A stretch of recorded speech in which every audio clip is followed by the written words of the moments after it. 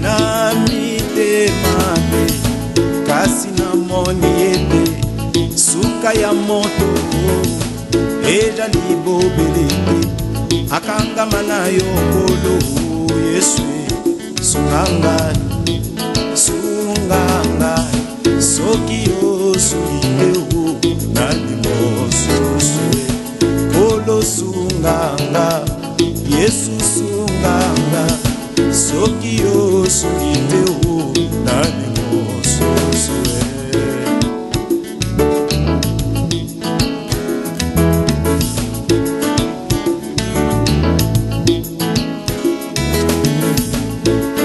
Yolingi kotambola kati na mokili oyo, yompe olingi kosimba biloko ya mokili oyo,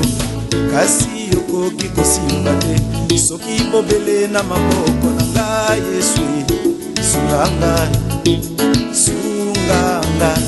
soki yo sungiteo na limosusue kolo sunganga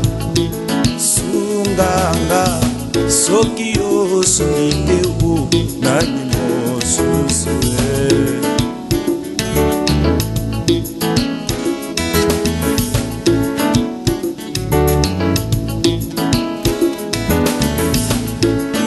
Namoni bilenge o Nzambe mpe miango minene na mitema beo nkolo ngai namoni etumba eye makasi ngai nakosenga maboko yo pesi ngai ntango yo pesi ngai tika ngai nalanda yo Yesu sunga ngai sunganga soki yo sungiteo na limosusue kolo sunganga sunganga soki yo sungiteo na limosusue.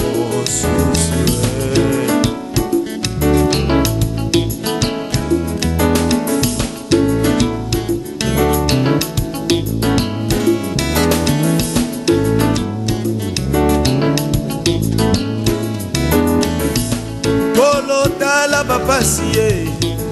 ya mokili oyo mpasi elekelinga Yesu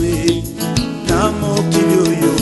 soki yo sungiteo na limosusue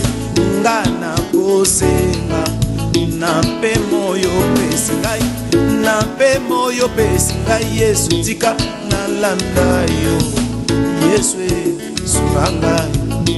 sunganga soki yo sungiteo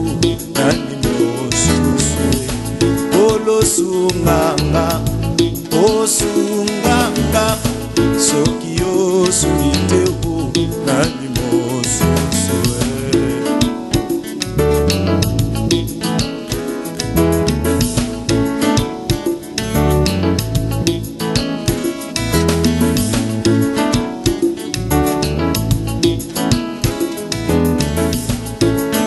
Namoni bilenge kolo Nzambe mpe miango minene na mitema be basili nyonso kozonga kati na mabele o nkolo soki osungiteo na limosusue ngai nakosenga maboko yo pesi ngai mpe moyo pesi ngai tika ngai nalanda yo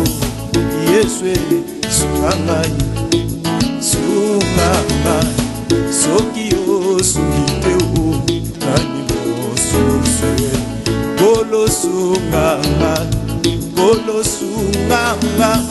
soki yo sungiteo na limosusue.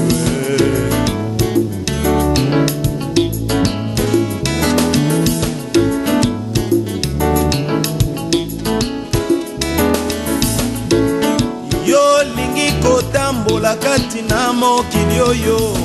yo mpe olingi kosimba biloko ya mokili oyo, kasi okoki kosimba te o soki popele na maboko na ngai Yesu sunga ngai sunga ngai soki yo sungi te o na na ngai.